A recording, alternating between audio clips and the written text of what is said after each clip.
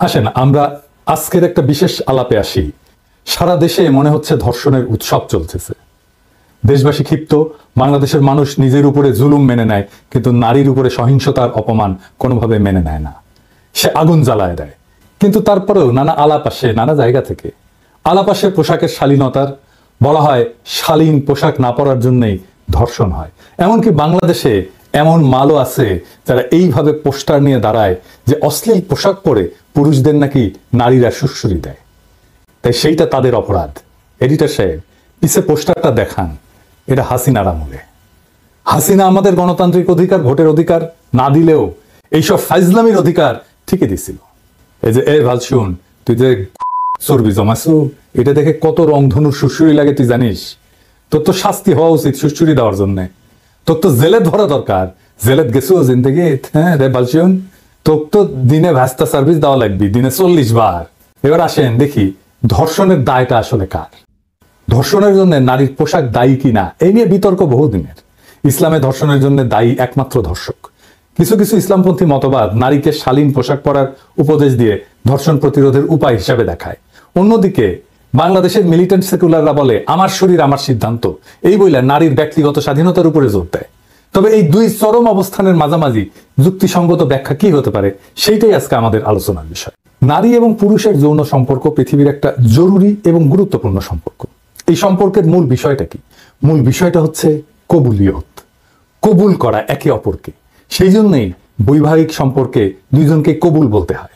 এখন একজন কবুল করলো না, সে কবুলিয়ত ছাড়া, সম্মতি ছাড়া সে যৌন সম্পর্ক করলো, সেইখানে কি হইল? সেখানে একজনের সম্মতি ছাড়া তার উপরে বল প্রয়োগ করা হলো। এইটা এখন একজনের উপরে আর একজনের জুলুম।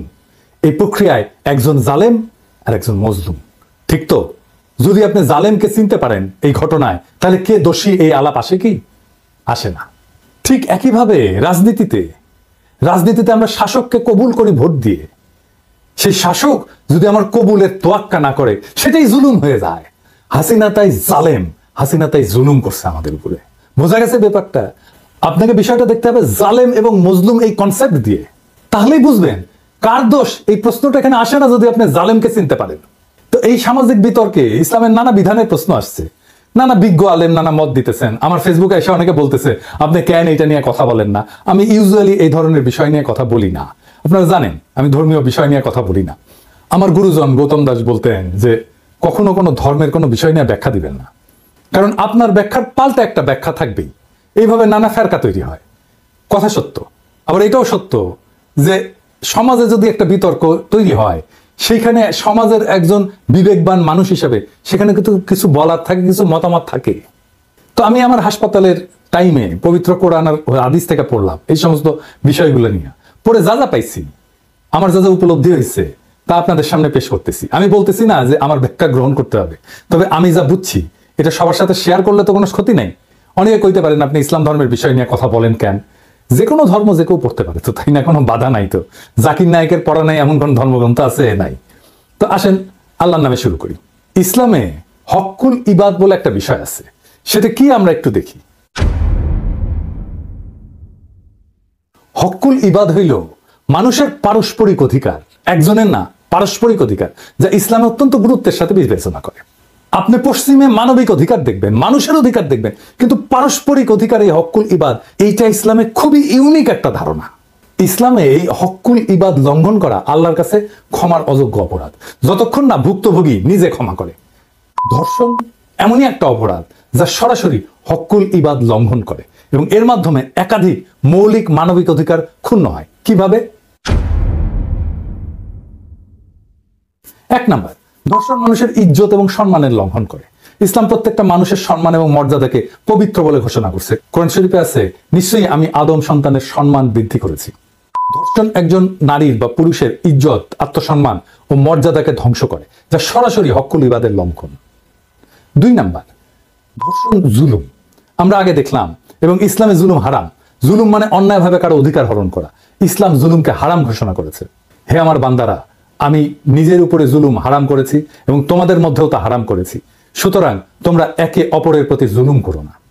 ধর্ষণ একটা চরম জুলুম, কারণ এতে একজন নারী বা পুরুষের জীবন ধ্বংস হয়, মানসিক এবং শারীরিক কষ্ট ভোগ করতে হয় এবং সমাজে অপমানিত হইতে হয়। তিন নাম্বার, ধর্ষণ একজন মানুষের শারীরিক এবং মানসিক নিরাপত্তার অধিকার লঙ্ঘন করে। ইসলামে জীবনের নিরাপত্তা এবং মানসিক শান্তি প্রত্যেক মানুষের মৌলিক অধিকার। কোরআনে বলা আছে, তোমরা কোনো ব্যক্তিকে অন্যায়ভাবে হত্যা করো না, আল্লাহ এটাকে হারাম করেছেন। যদিও ধর্ষণ সরাসরি হত্যা নয়, তবে এটা একজন মানুষের জীবনের মান সম্মান ধ্বংস করে দেয়, মানসিকভাবে তাকে হত্যা করে। 4 নাম্বার, ধর্ষণ নারীর মালিকানার অধিকার লঙ্ঘন করে। ইসলামের প্রতিটি মানুষের নিজের শরীরের উপরে অধিকার আছে। পবিত্র কোরআনে বলা আছে, তোমরা ব্যভিচারের কাছে যেও না, নিশ্চয়ই এটি অশ্লীল কাজ এবং অত্যন্ত নিকৃষ্ট পথ। ধর্ষণ শুধু ব্যভিচার না, এটা জোরপূর্বক শরীরের অধিকার কেড়ে নেওয়া। ইসলামে কাউকে বাধ্য করে যৌন সম্পর্ক স্থাপন করা সম্পূর্ণ নিষিদ্ধ এবং এইটা সরাসরি জোর জবরদস্তি এবং নারীর নিজস্ব অধিকারের লঙ্ঘন। 5 নাম্বার, ধর্ষণ ইসলামের ন্যায় বিচারের নীতি ভঙ্গ করে। ইসলামের ন্যায় বিচার প্রতিষ্ঠা করা বাধ্যতামূলক। কোরআনে বলা আছে, নিশ্চয়ই আল্লাহ ন্যায় বিচার এবং সদাচারের নির্দেশ দেন। ধর্ষণের মাধ্যমে একজন মানুষকে চরম অবিচার এবং অত্যাচারের শিকার হইতে হয়, যা ইসলামের ন্যায় বিচারের নীতির সরাসরি লঙ্ঘন। 6 নাম্বার, ধর্ষণের কারণে সামাজিক বিশৃঙ্খলা সৃষ্টি হয়। ইসলামে সমাজের শান্তি এবং নিরাপত্তা বজায় রাখা অপরিহার্য। কোরআন শরীফে বলা আছে, সাবধান, ফিতনার মানে বিশৃঙ্খলার শাস্তি শুধু সীমা লঙ্ঘনকারীদের উপরেই আসবে না, বরং তা সবার উপরে পড়বে। তার মানে সামাজিক বিশৃঙ্খলার যে দায়, সেটা সবাইকে নিতে হয়, একা কাউকে নিতে হয় না।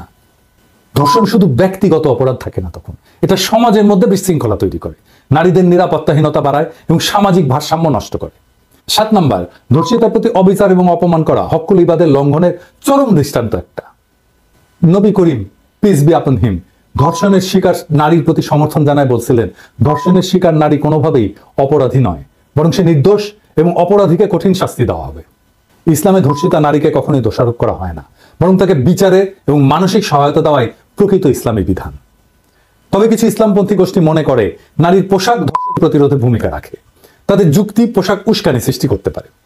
শালীন পোশাক সমাজে ধর্ষণের হার কমাতে পারে। ইসলামে শালীন পোশাককে নির্দেশ করা হয়েছে অবশ্যই, কিন্তু বাস্তবতা কি বলে? বাস্তবতা বলে যে শিশুরাও তো ধর্ষণের শিকার হয়, অথচ তারা উত্তেজক পোশাক পরে না। বোরখা হিজাব পরিহিত নারীরাও তো ধর্ষিতা হয়, পশুরাও তো ধর্ষণের শিকার হয়, তারা তো পোশাকই পরে না। তাহলে ধর্ষণের মূল কারণ লুকায় আছে পোশাকে না, বরং অপরাধীর বিকৃত মানসিকতায়, সমাজের আইনি দুর্বলতায় এবং ক্ষমতার অপব্যবহারে। আবার উল্টা দিকে মিলিটেন্ট সেকুলাররা মনে করে যে প্রত্যেকটা মানুষের শরীরের উপরে তার নিজস্ব অধিকার আছে, নারী যা ইচ্ছা তাই পড়তে পারবে বা করতে পারবে, রাষ্ট্র বা সমাজের হস্তক্ষেপ এখানে অগ্রহণযোগ্য। আপনি কি যা খুশি তাই পড়তে পারেন? আসলেই পারেন? পারেন? পারেন না তো। আপনি কি লুঙ্গি পরে ঢাকা ক্লাবে ঢুকতে পারবেন? পারবেন না। নেংটি পরে আপনি সোনারগাঁ হোটেলে ঢুকতে পারবেন? পারবেন না। জোকার সাজে কি অফিসে যাইতে পারবেন? পারবেন না। বিকিনি পরে কি বিয়ার অনুষ্ঠানে যাইতে পারবেন? পারবেন না। হাফ প্যান্ট পরে কি জানাজার নামাজে দাঁড়াইতে পারবেন? পারবেন না। পায়জামা পাঞ্জাবি পরে কি আর্মির ডিউটি করতে পারবেন? পারবেন না। তো আপনি তো যা খুশি তাই পড়তে পারেন না, এখনই পারেন না। আপনি একটা পোশাক পরবেন, বুঝলাম, কিন্তু ওই পোশাক তো দেখবে হাজার হাজার মানুষ। আপনি পোশাকটা তো পরছেন অন্যরা যেন দেখে, তাই তো। আর যারা দেখবে তাদের কোনো ভূমিকা নাই, তাদের কোনো মতামত নাই, এটা হইতে পারে? সেজন্য আমাদের সমাজে একটা শ্লোক আছে যে নিজ খুশিতে খাও, পর খুশিতে পড়ো। আমাদের শরীরের উপরে আমাদের আংশিক কর্তৃত্ব আছে, পূর্ণ কর্তৃত্ব নাই। পুরুষ বা নারীর শরীরের উপরে তার অধিকার আছে, কিন্তু সেটা সীমাহীন না। ব্যক্তি স্বাধীনতা থাকতে হবে, কিন্তু সেটা সামাজিক নীতির সাথে সামঞ্জস্যপূর্ণ হতে হবে। স্বাধীনতা মানে তো যা খুশি তা করা না, সমাজ এবং রাষ্ট্রের কিছু বিধান মেনে চলতে হবে। যেমন ধরে নিরাপত্তার জন্য তো আমরা ট্রাফিক আইন মেনে চলি। হক্কুল ইবাদ মানে একার অধিকার না, কিন্তু পারস্পরিক মানবিক অধিকার, এটা মাথায় রাখবেন। আর একজনের অধিকারকেও আপনাকে রক্ষা করতে হবে। এই মিলিটেন্ট সেকুলাররা এইখানে এসে সমস্যা করে। সে নিজের অধিকারের কথা বলে, আরেকজনের অধিকারের কথা ভুলে যায়। কিন্তু ইসলামে আপনার দুইজনের অধিকারের কথাই মাথায় রাখতে হবে। এটাই হক্কুল ইবাদ। শরীরের উপরে আংশিক কর্তৃত্বের যৌক্তিকতা কি, এটা দার্শনিক ব্যাখ্যা কি, আসেন এটা একটু বুঝে দেখি। যদি মানুষের শরীরের উপরে পূর্ণ অধিকার থাকে, তাহলে তো আত্মহত্যা করা বা মাদক গ্রহণ বৈধ হতে হবে। তাই ব্যক্তির শরীরের উপর কিছু সীমাবদ্ধতা থাকা উচিত। ব্যক্তির স্বাধীনতা এবং সমাজের স্বার্থের মধ্যে ভারসাম্য দরকার। এটাই সামাজিক চুক্তি। এই সামাজিক চুক্তি ছাড়া সমাজ, রাষ্ট্র কিছুই চলে না। তাই রাষ্ট্র কিছু বিধি তৈরি করতে পারে, সমাজও কিছু বিধি তৈরি করতে পারে। সমাজের বিধিটা আসে ধর্ম থেকে। অনেকে ধর্ষণের কঠোর শাস্তির কথা বলছে, আসেন এই প্রসঙ্গে একটু আলাপ করে নিই। কেবল কঠোর শাস্তি কোনো অপরাধ কমায় না। অপরাধ বিজ্ঞানের গবেষণায় দেখা গেছে যে শাস্তির নিশ্চয়তা, অর্থাৎ অপরাধী ধরা পড়বে এবং শাস্তি পাবে এই সম্ভাবনা যদি থাকে, সেটা অপরাধ প্রতিরোধে শাস্তির কঠোরতার চাইতে বেশি কার্যকর। 2001 সালে পল জেন্ড্রা উনি একটা গবেষণা করছিলেন। অনেকগুলো গবেষণা মিলে 50টা গবেষণাকে মিলে একসাথে উনি দেখছিলেন যে কি পাওয়া গেছে, এটাকে মেটা অ্যানালাইসিস বলে আর কি। তো এখানে প্রায় 3.5 লক্ষ অপরাধীর তথ্য বিশ্লেষণ করা হয়েছিল। গবেষণায় দেখা গেছে যে দীর্ঘ কারাদণ্ড অপরাধের পুনরাবৃত্তি কমায় না। বেশি দিন জেলে থাকলে সে তার অপরাধ প্রবণতা কমে না, বরং কিছু ক্ষেত্রে এর ফলে অপরাধী আরো বেশি পুনরায় অপরাধে জড়ায় পড়ে। এছাড়া মৃত্যুদণ্ডের কার্যকারিতা নিয়েও গবেষণাগুলো স্পষ্ট না। পৃথিবীর অনেক দেশে মৃত্যুদণ্ড আছে, অনেক দেশে আবার নাই। তো যেই দেশে মৃত্যুদণ্ড আছে এবং যেই দেশে নাই, এই দেশগুলোর তুলনামূলক গবেষণা থেকে দেখা গেছে যে এটা ধর্ষণ বা হত্যার মতো গুরুতর অপরাধ কমানোর ক্ষেত্রে কার্যকর প্রমাণিত হয়নি, গবেষণায় প্রমাণিত হয়নি। যেই দেশে বিচারহীনতা থাকে, ইনসাফ না থাকে, সেই দেশের শাস্তিকে যতই কঠোর করা হোক না কেন, অপরাধ কমবে না। কারণ অপরাধী যে সে তো জানে যে সে পার পেয়ে যেতে পারে, তার ক্ষমতা দিয়ে, তার টাকা দিয়ে। কঠোর শাস্তির চাইতে দরকার নিশ্চিত বিচার এবং ইনসাফ। আজ আমরা আসিয়ার গল্প শুনছি, আমরা দেখছি কিভাবে এই সমাজে জুলুম তার শিকার বিস্তার করছে। কিন্তু আমরা থেমে থাকবো না, আমরা এই অন্ধকারের বিরুদ্ধে আলো জ্বালাবো। কারণ সত্যের পথে চলতে হলে ভয় পেলে চলে না। অন্যায় দেখেও চুপ থাকা মানে সেই অন্যায়ের অংশ হয়ে যাওয়া।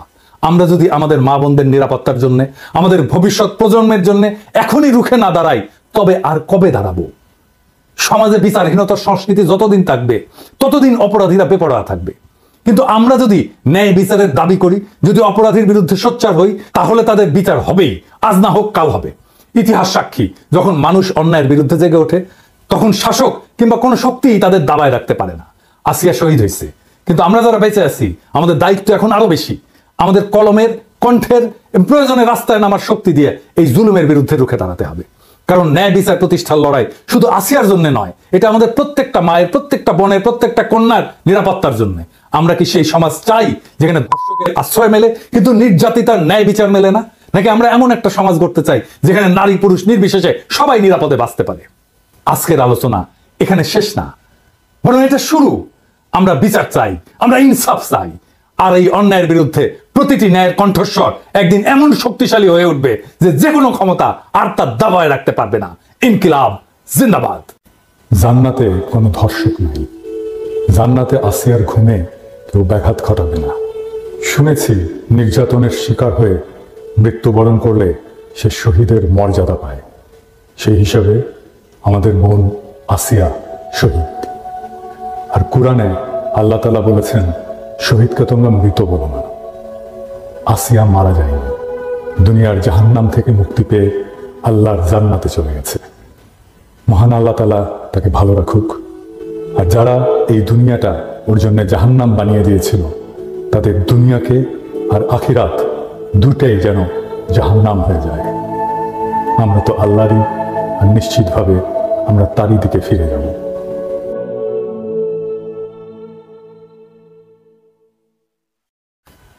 আমি যা বললাম শুরুতে সেটাই আমি লিখছিলাম আমার ফেসবুকে। আপনারা অনেকেই দেখছেন, প্রায় 1.5 লাখ লাইক পড়ছিল লেখাটায়। আপনারা হৃদয় দিয়ে, অন্তর দিয়ে আসিয়ার জন্য দেশবাসীর কান্নাকে ধারণ করেছিলেন। কিন্তু ফেসবুক এটাকে বলে কমিউনিটি স্ট্যান্ডার্ড ভায়োলেশন। ফেসবুক আমার পোস্ট রিমুভ করে দেয়, আমাকে 1 মাসের জন্য ব্যান করে দেয় এই লেখাটার জন্য। কারণ আমি নাকি ফেসবুকের কমিউনিটি স্ট্যান্ডার্ড ভায়োলেট করেছি। আমি আপিল করেছিলাম, কিন্তু সেই আপিলেও আমার আপিল প্রত্যাখ্যাত হয়েছে, আমার ফেসবুকের পোস্ট রেস্টোর করা হয়নি। আমি একটা প্রশ্ন রাখতে চাই, ফেসবুকের কমিউনিটির বাইরে কি আমরা? একজন মুসলমানের আরতি কি সেই প্ল্যাটফর্মে জায়গা পাবে না? ফেসবুক জালেমের প্ল্যাটফর্ম হয়ে উঠেছে, ফেসবুক বর্ণবাদীর প্ল্যাটফর্ম হয়ে উঠেছে। এই ফেসবুকে আসিয়ার অভিশাপ লাগুক।